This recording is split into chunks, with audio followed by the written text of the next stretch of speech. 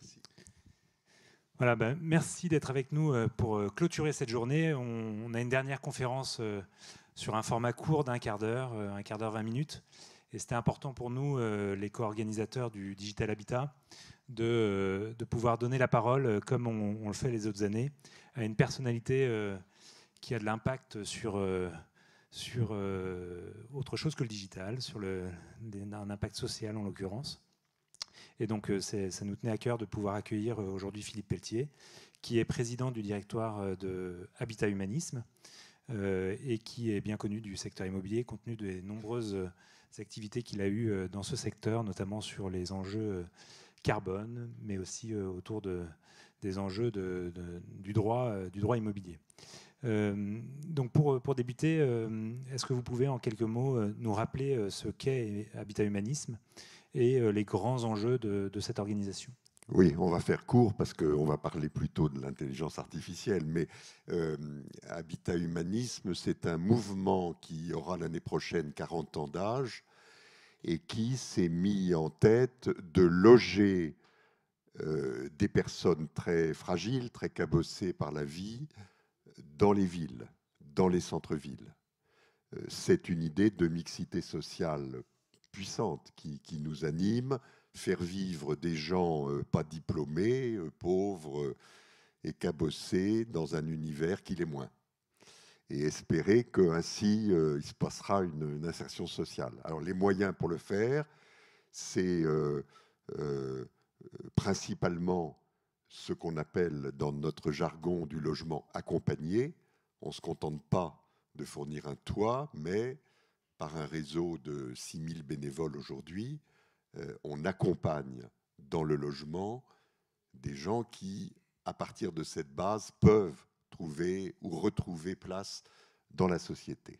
Et puis on a deux autres branches d'activité qui sont l'accueil de réfugiés, aujourd'hui 3000 places de réfugiés, et la demande préfectorale à notre égard va croissante, donc on augmente. Et puis en bout du parcours résidentiel, 67, 68 EHPAD aujourd'hui, qu'on essaye de faire vivre le moins mal possible.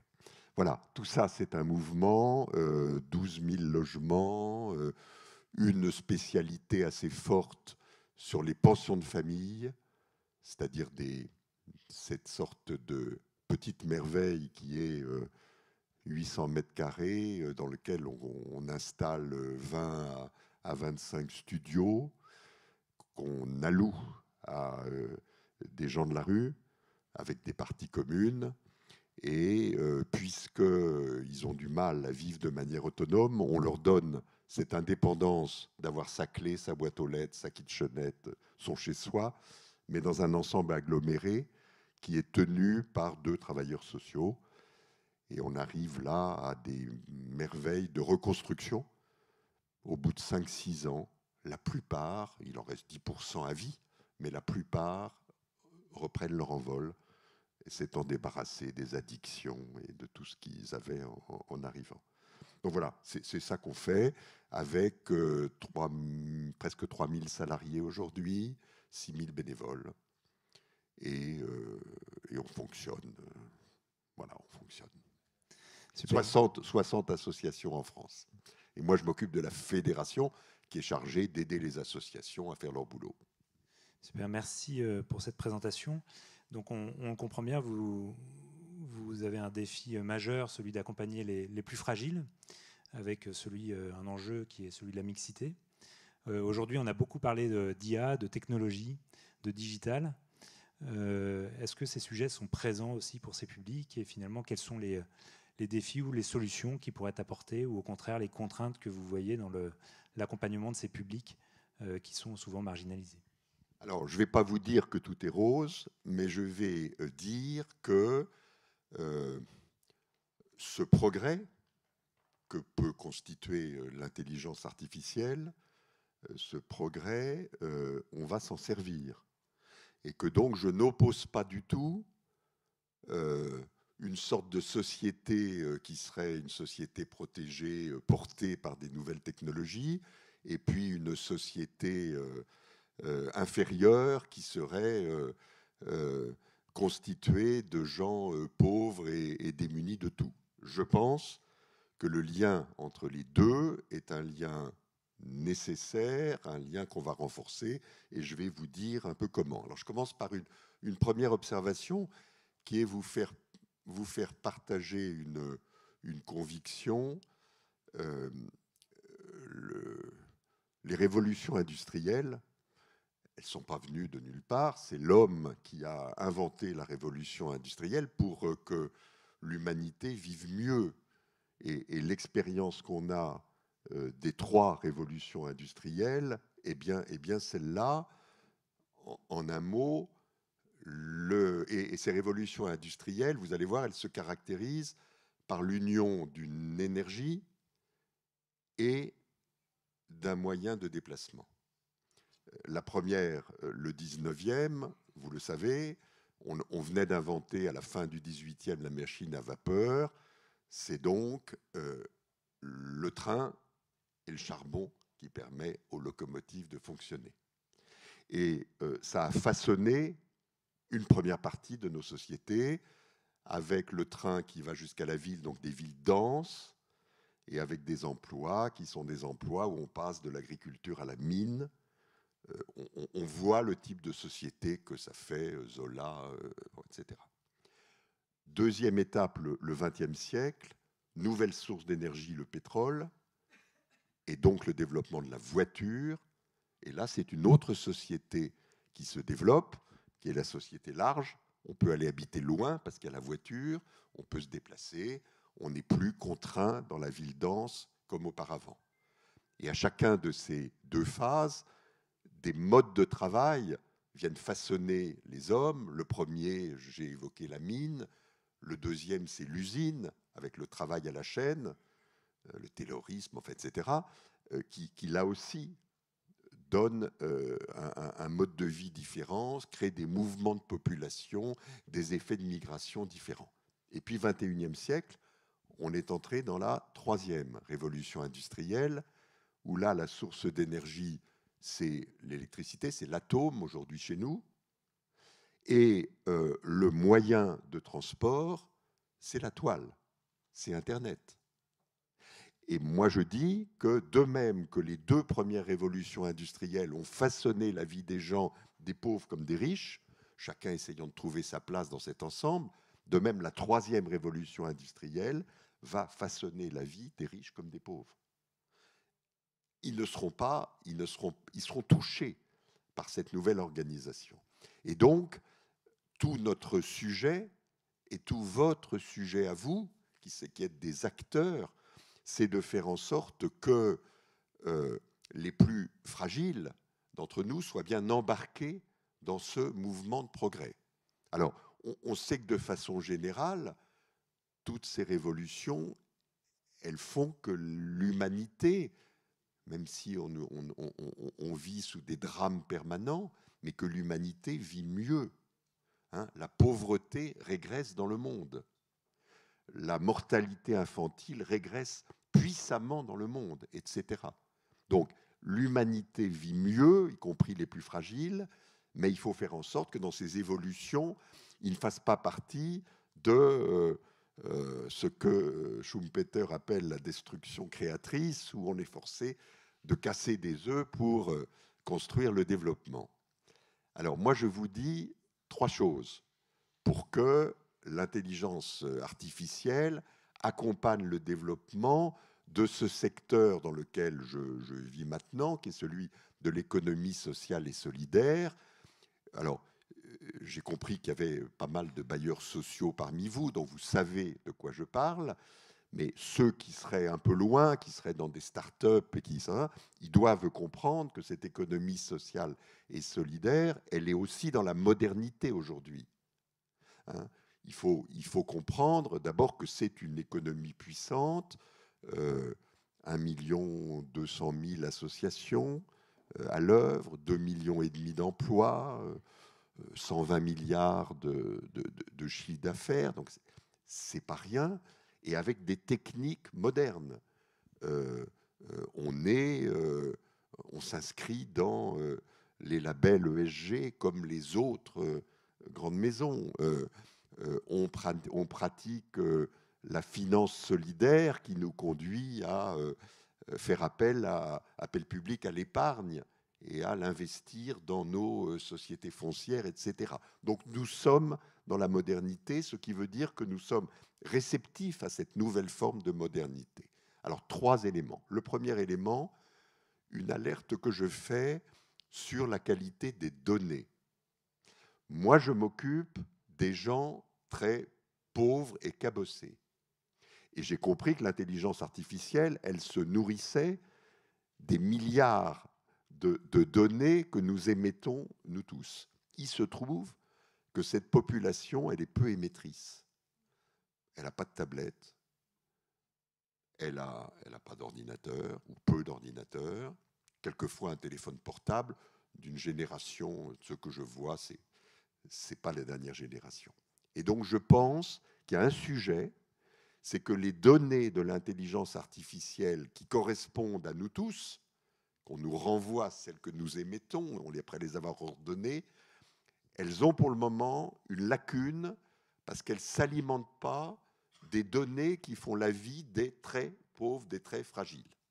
Je ne sais pas s'il y a une solution, mais je sais qu'il y a probablement un décalage entre les données dont cette population a besoin et les données qu'aujourd'hui l'intelligence artificielle peut lui fournir.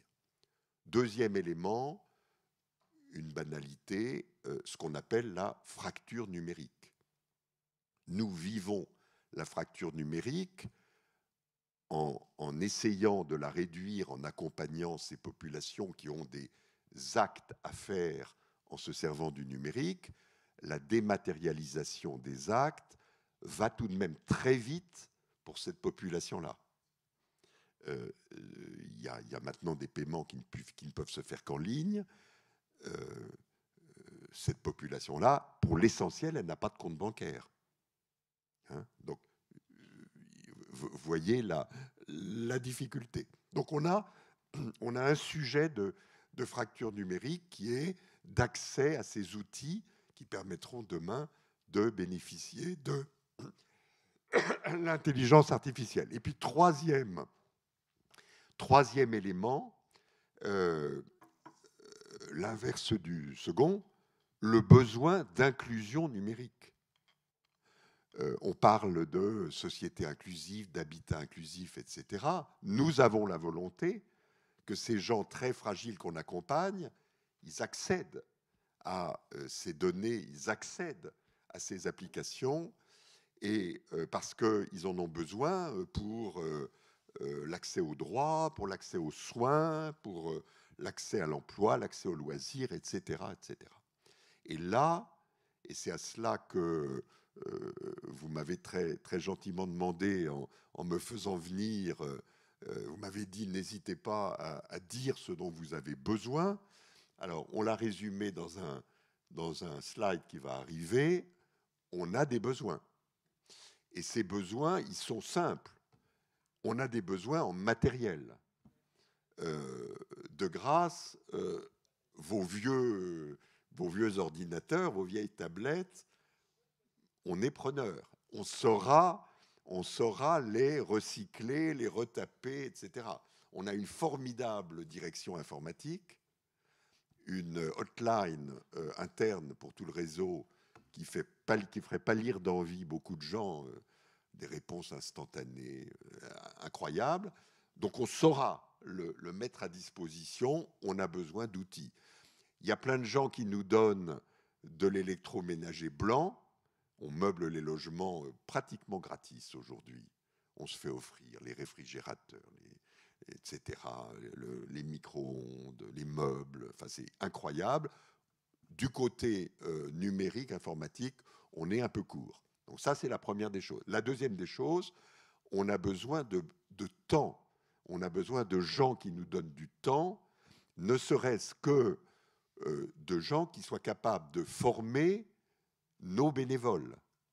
On ne leur demande pas tant d'aller former les gens qu'on accompagne, ça on peut peut-être s'en charger, mais on leur demande de former les bénévoles qui initieront et accompagneront les gens. Et là, c'est ce qu'on appelle du bénévolat de mission, Il y a des bénévoles qui donnent leur temps de manière presque excessive, mais ils ont des cheveux de la couleur des miens. Moi, je cherche des bénévoles jeunes qui soient capables de me dire je vous donne 1 heure tous les 15 jours, et je la prends, je suis ravi. On la mettra dans une des associations pour aider à former les bénévoles. Et puis on a mentionné que, évidemment, alors ça c'est le Graal, lorsqu'on peut avoir du mécénat de compétences. J'ai aujourd'hui 80 personnes qui sont en mécénat de compétences. C'est des gens qui sont généralement à 18 mois, 2 ans de la retraite. Leur entreprise trouve assez confortable de dégager la place pour qu'un plus jeune la prenne, mais n'a pas envie de les mettre à la retraite anticipée. Donc, on continue à les payer, on nous les prête, ils s'intègrent chez nous, après à leur retraite, ils deviennent des bénévoles, ils restent chez nous, et pendant un temps, on a des gens qui ont leur réseau, qui ont encore tout leur savoir-faire et qui sont d'une efficacité forte. Donc, dans ce secteur-là, on a besoin de mécénat de compétences. Voilà. Donc, je termine en disant que je suis, moi, confiant sur le fait que les plus fragiles vont bénéficier de cette révolution industrielle qui a fait l'objet de cette journée d'aujourd'hui. Un point de vigilance sur les données, un point sérieux sur l'accès au numérique sans lequel il ne se passera pas grand-chose, une volonté claire d'inclusion numérique et les bonnes volontés que nous accueillons. Super, merci beaucoup pour cette intervention. Merci beaucoup, et donc ça vient conclure cette journée. Je vais appeler Grégoire pour la conclusion. Merci en tous les cas de ce témoignage et de cet appel qui sera, je l'espère, relayé. Hop là, tenez.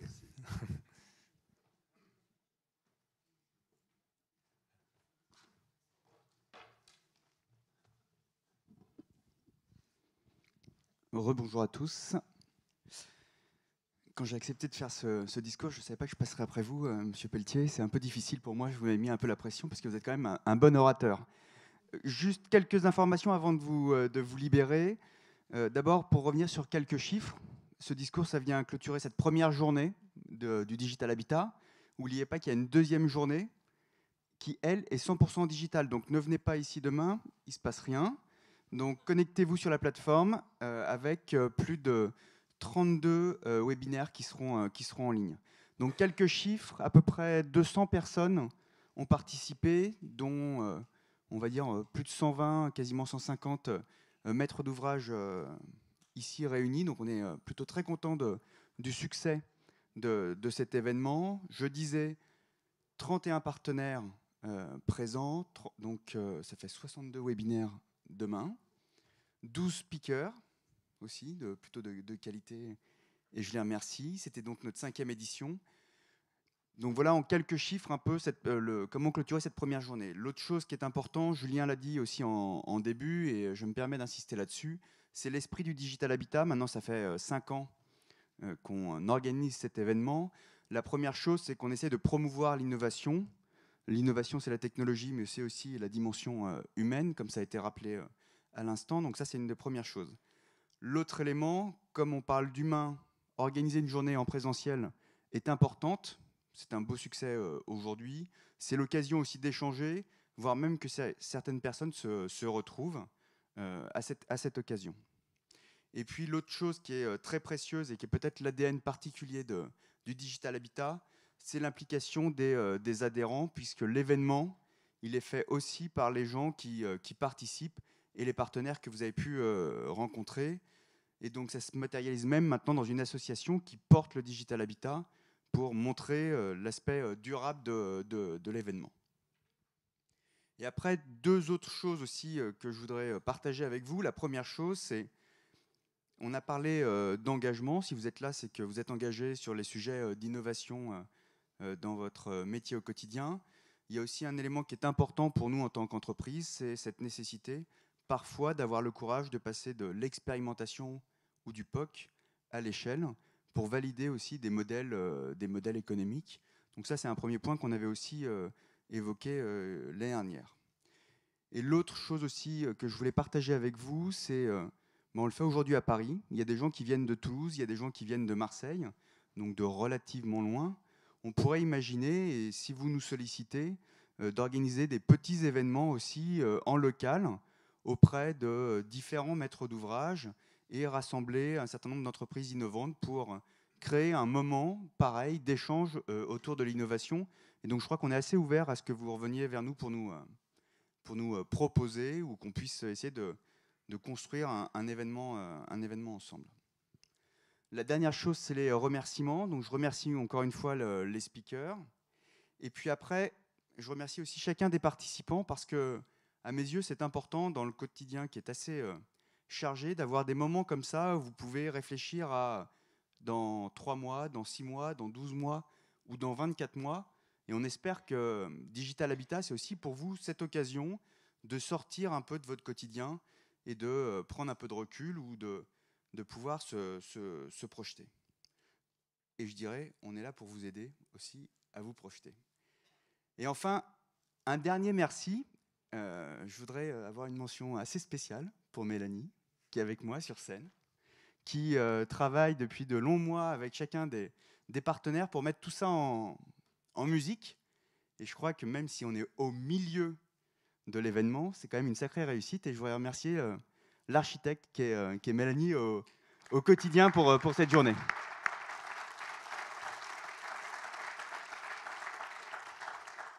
Tu veux dire quelque chose, Mélanie ?